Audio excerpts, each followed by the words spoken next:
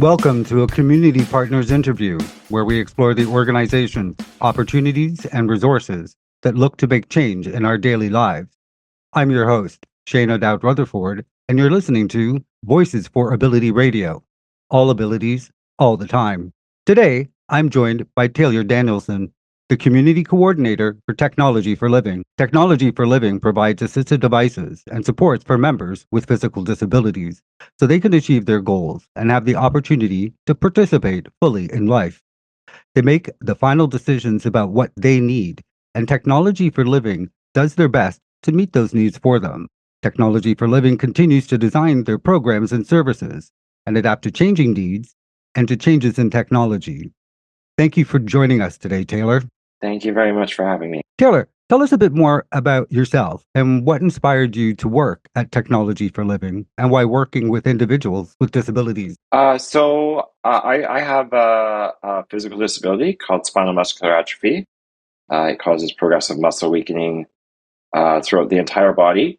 Other than being a person with a disability myself, I have also been deeply, deeply interested in technology my entire life. And I think several years ago, I happened to make a connection with somebody at Technology for Living, and through that, I met one of my closest friends, Ian Price, who is our peer team manager at Technology for Living. And a few months later, I was interviewing for a job, utilizing some of the devices and trinkets I've made over the years to help myself be more independent as part of my resume. And so I started as a technician with Technology for Living, and I've slowly worked my way up to fill the position of our community coordinator. Fantastic. How did Technology for Living get its start? Technology for Living, in one form or another, has existed for over 55 years. We consist of 3 programs: our Provincial Respiratory Outreach Program, our Technology for Independent Living Program, and our Peer Program. The Technology for Independent Living Program, which is the program responsible for providing many of the technologies to our members, was founded some 55 years ago by, I believe it was with one of our continuing partners, the Kinsman Foundation in British Columbia. And they wanted to fund some good work in the community, so they started up this program and have continued to support us to this day. But Technology for Living, as it exists now, was founded in 2006, and it was envisioned as a home for a few different programs where they could all coexist and work together towards a collective goal. And it was really, really pushed for by some of our founding members, the people with disabilities who needed the supports that we now offer free of charge to anybody with a disability in the province of British Columbia. The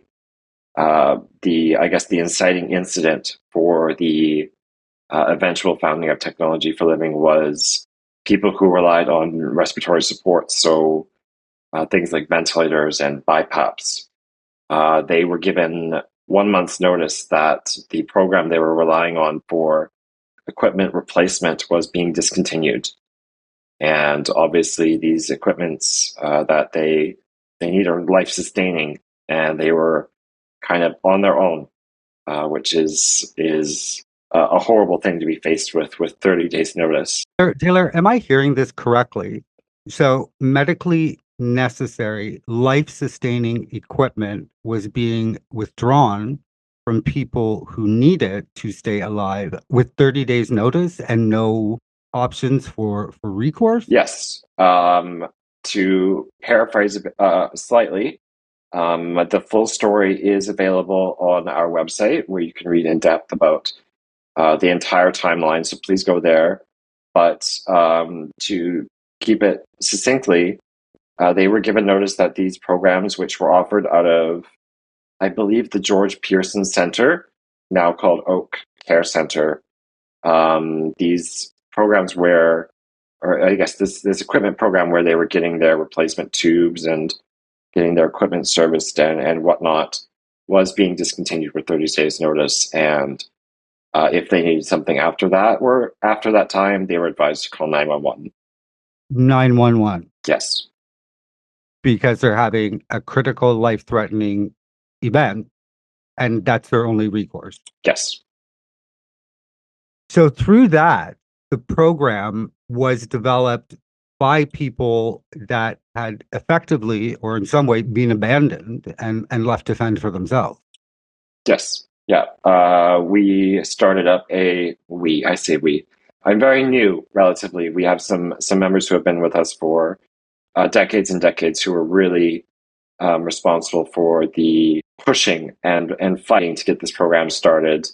And they started a consumer working group and began working on what would become our provincial respiratory outreach program in 1998.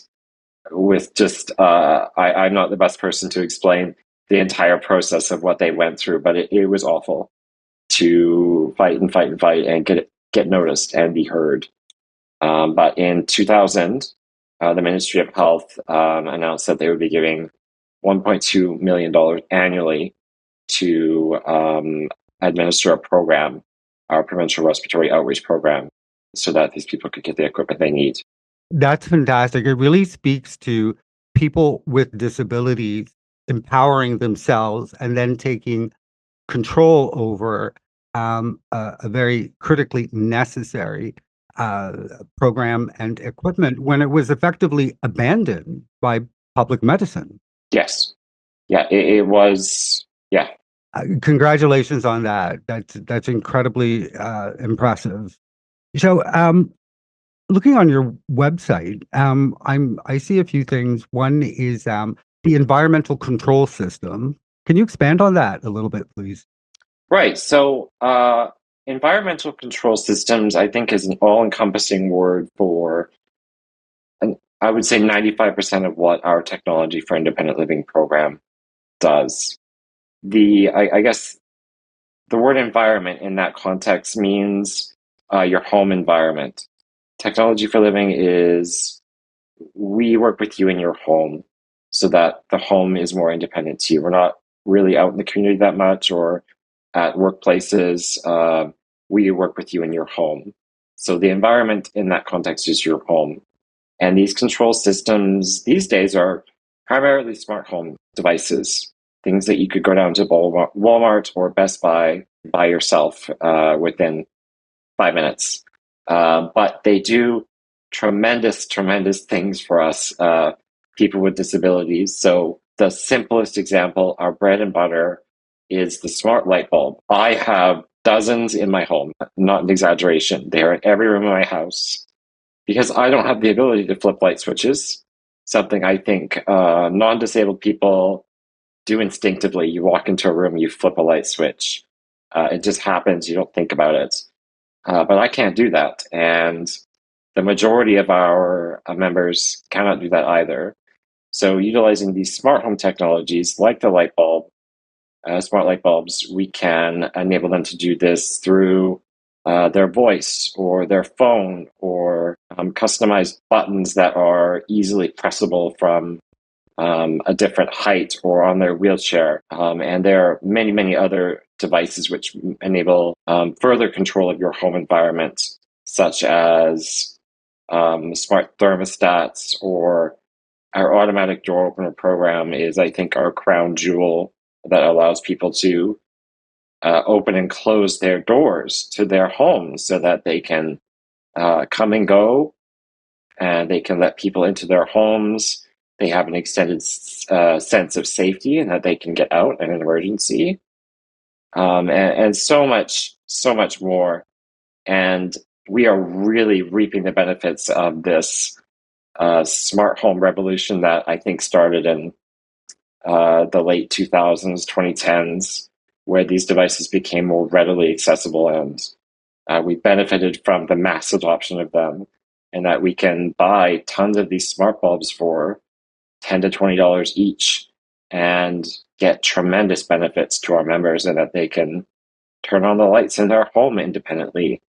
It's a small thing, but it's worth so much. And It's entirely relatable. I could use myself as an example. I'm aware of the technologies, but I've tried to make some purchases that were wrong. For example, I live in a high rise in Toronto that is 40 years old. So motion activated switches don't really work because they're missing a certain ground component or something. I buy them. Yeah, and I I'd like to access it, but I don't really know what to get. So the program that you have, I think, is also reinforced by another program called Peer Support. Yeah, absolutely. To the peer support, as well as we have a team of really excellent biomedical engineering technologists, and some of them have been with us for many, many years.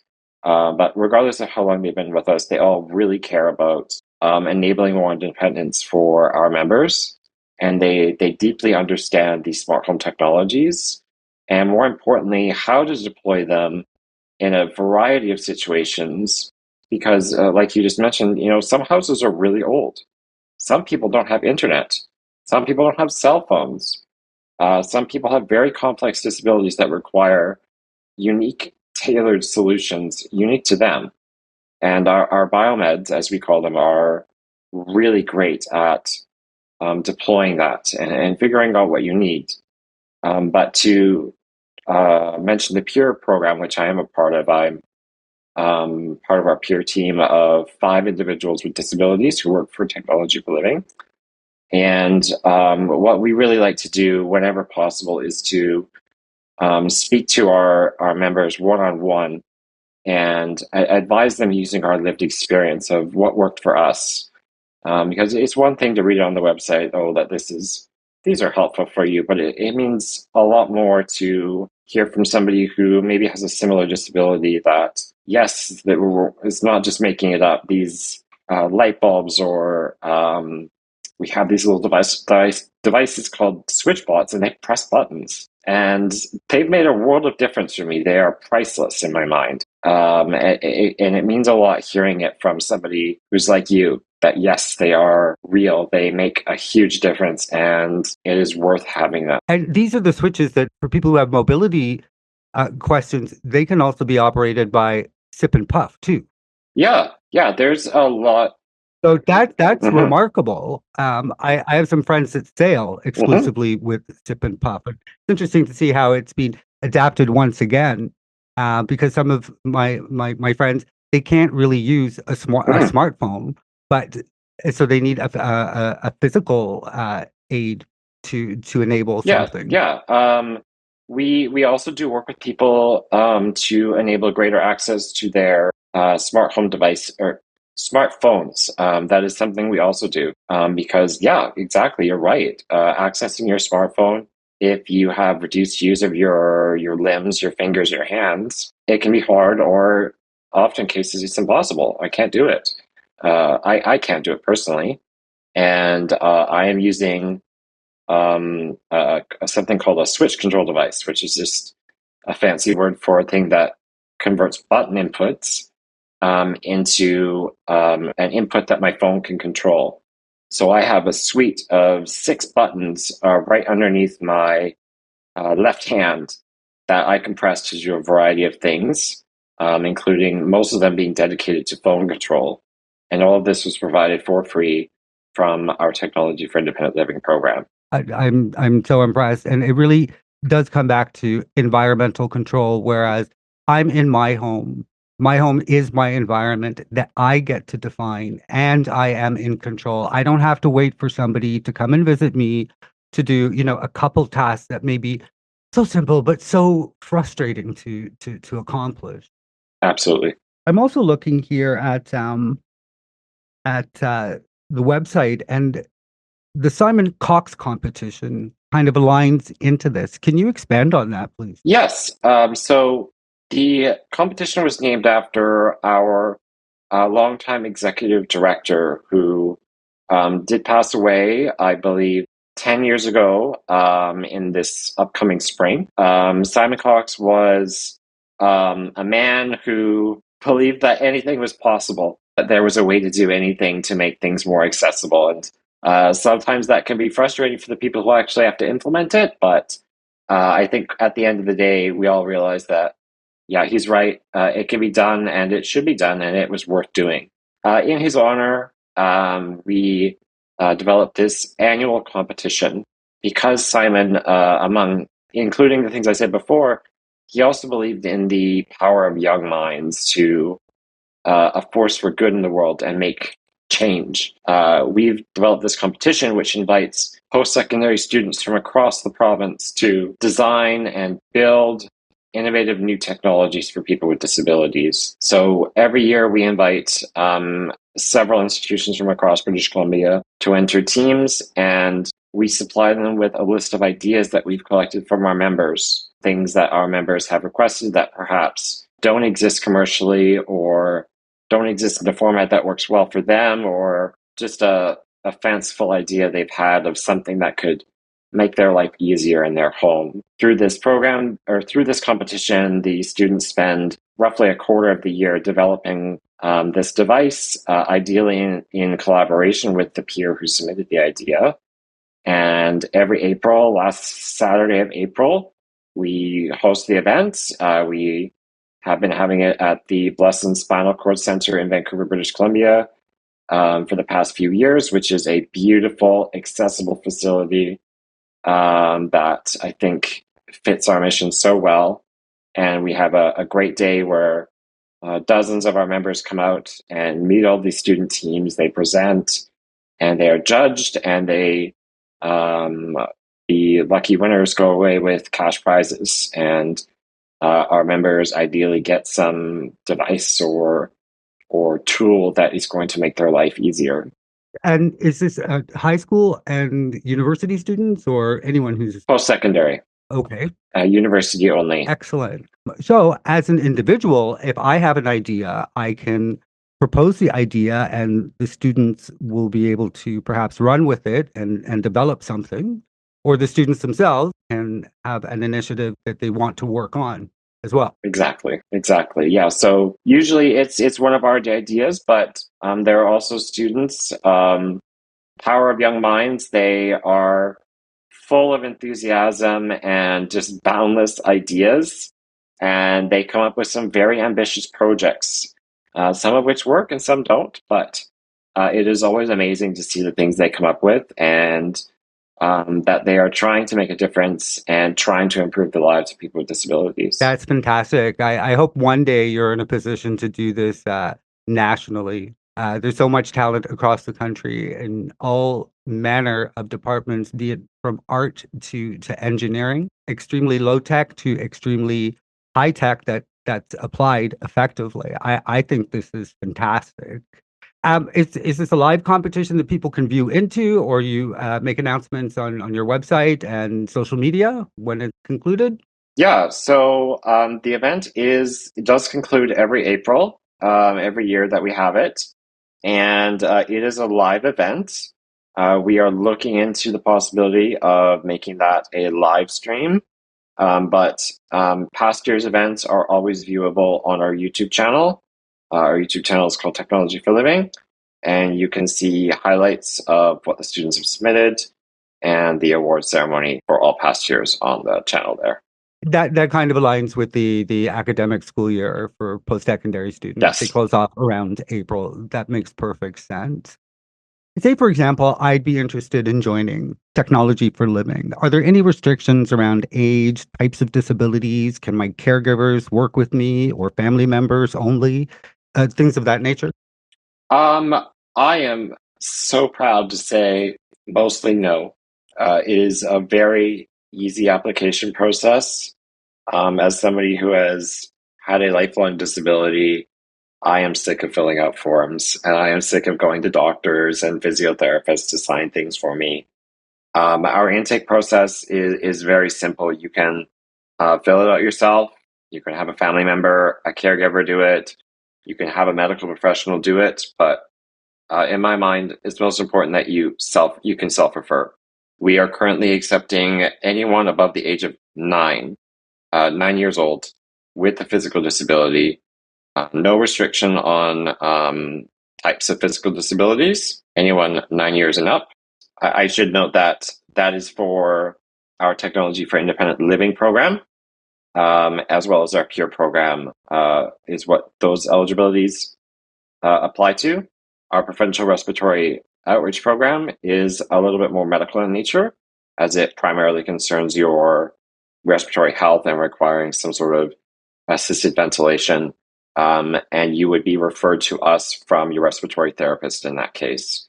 And then we'll connect with you. And that program is only open to adults.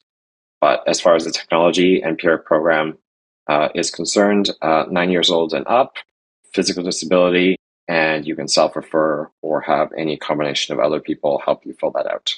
Well, thank you for removing some of the red tape that we also often encounter. I've been through this myself this week where I have to get signatures and things signed off, and the PT can't do it, the OT can't do it, the nurse can do it, but she's like, I don't work with you, and the doctor is too busy. Might get it in a couple weeks. Mm-hmm.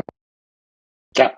So let's take a look at someone that the organization has been able to engage with you and you've been able to help.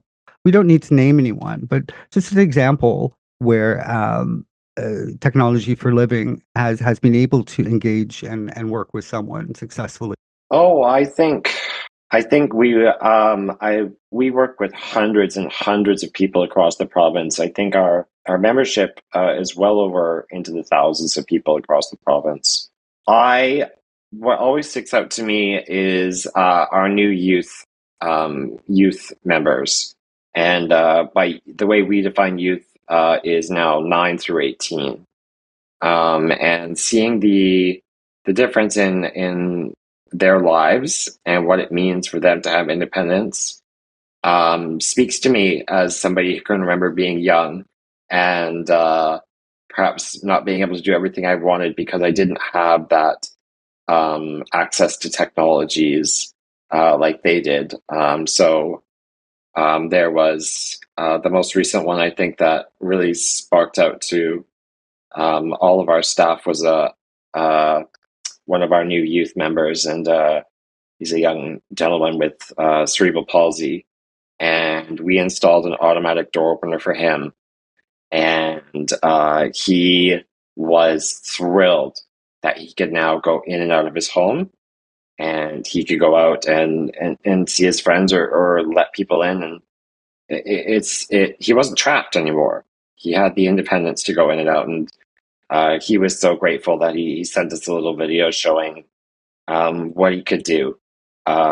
He could go in and out of his house, and That is huge. The freedom. I mean, I recall coming home from hospital, and the only reason why I could be at home is because we found a remote door lock where I could open the door from my bed to allow in either a nurse or a PSW.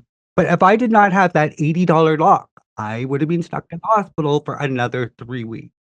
It costs so little to provide so much. Have you found a way with these automatic door openers to bring down the pricing? Speaking about the automatic locks you just mentioned that you were using, that is something that we give to our members as well. Again, free of charge, and they experience the same things you do, where it's incredible that you can let people in, unlock your doors for. I use them to unlock the door for my staff when they come and go, and I can lock the door after and feel safe in my home. Being able to order food and actually have it delivered. Don't leave it outside the door, sir. I Yeah. can't get it, but Yeah. please bring it in. The automatic doors, on the other hand, are something we have to buy from another company, and realistically, they're not something that are often installed in residential. These are things that are going on office buildings, on commercial spaces, and although they can absolutely be installed in residential spaces, no problem, they are very expensive. And we rely on our many, many generous supporters to allow us to provide these door openers, which have seen a spike in cost these past few years and are now ranging up in the $5,000, $6,000, $7,000 range each. An enormous barrier, especially for smaller businesses or even larger institutions. The University of Toronto, a decade ago, in their residence, did install some of them because as a very large institution, the expectation is that they are obligated to do so. But as one of the students with a disability, we were thrilled that this occurred until we saw the bill.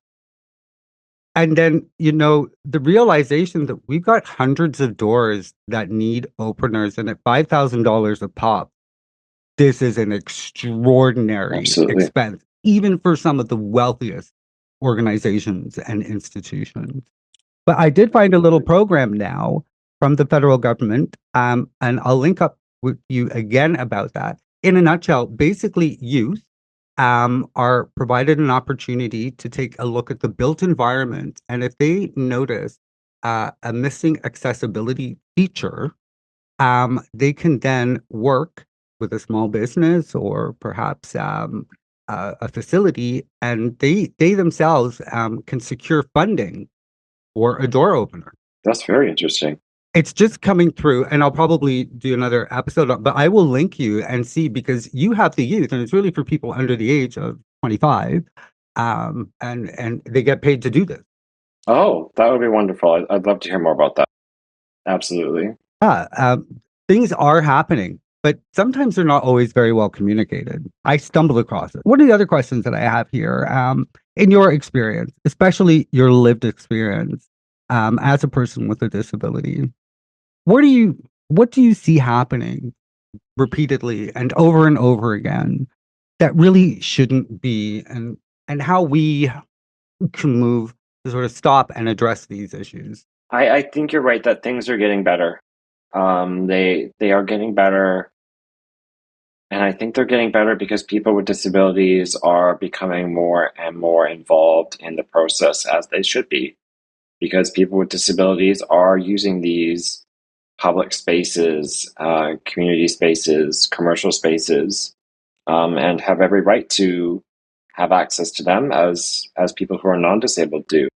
Sometimes when people with disabilities are perhaps not genuinely consulted or not consulted with at all, you get easy things that are just so easy to fix, or sometimes it's much too late to fix a very serious issue. To give you an example, here in British Columbia, in the Lower Mainland, which is the area surrounding Vancouver, we have a SkyTrain, and we have just the province, or the organization that runs the SkyTrains, has just ordered new trains, new SkyTrains, and they have made all this space on the inside for wheelchairs and strollers, and there's a variety of accessibility features inside. But upon, I guess, they're beginning to deploy, or they're testing them, they've discovered that there is a severe lip between the platform and the actual train carriage that is much, much, much worse than before. And it makes it downright dangerous to go in and out, if not impossible. So they've done all of this work to make these SkyTrains more accessible inside, and oops, we can't get inside them. This oversight is maddening. The subway system that was built in England hundreds of years ago still has an announcement: mind the gap. And in 2025, the SkyTrain, the pinnacle of modern technology in advanced British Columbia, mind the gap, you might literally die. Yep. Yeah, it was very frustrating to read that it's just they've done all this work and something was overlooked, somebody wasn't consulted, something wasn't measured, or something wasn't tested by an actual person with a disability. Exactly. Is there no obligation to have like a test run or focus group or user groups when we're talking about major public projects? These are not cheap. These enormous, it's $1 billion for each subway expansion in Toronto. I don't know how much it is in BC. It's a huge amount of money. Making these mistakes, it's no longer acceptable. Yeah, it's a piece of equipment that's going to be in circulation, moving people around the Vancouver area for the next couple of decades. And it is, if we replace all of the trains with this new style, there are instances where people with disabilities are no longer going to have that option, or are going to have that option with some risk, and in some cases serious risk to their health and their equipment and the people around them. It's not good. And every single reason why we need to be at the table and our voices heard. Well, Tyler, I'm going to thank you very much for your time. I'm very excited about your organization, the phenomenal progress you have made as members of the disability community, running their own organization with a seat at the table, with a voice that has been heard, where you've been able to establish and effect control over your own medical services and expanded to fill other gaps. In closing, what is the one thing everyone needs to know about technology for living? Technology for Living was founded by people with disabilities for people with disabilities, and it has not wavered from day one. It is in our nonprofit bylaws that our board of directors is required to have 50% plus one people with disabilities on the board, people who actually use our services. So the organization is very much controlled by the people who it affects the most. And I think everyone who works here today, who volunteers with us, who is on the board, wholeheartedly believes in our mission and does everything they can to help our members live more independently in the community and live life to the fullest in a way that they themselves define. Yes. Thank you again, Taylor. And Technology for Living is in British Columbia. And if listeners are looking for more information, how can they reach out to you? The best place to go would be our website, technologyforliving.org. We also have a phone number that you can call, 604-326-0175, or you can email us at info@technologyforliving.org. Excellent. And you also have a YouTube channel and Facebook group that people can access as well. And the channel is actually quite comprehensive, well worth a visit, no matter where you are listening from. Thank you very much. I really appreciate this. My name is Odowd Rutherford, and I'm your host today for Community Partners, Voices for Ability Radio. Goodbye for now.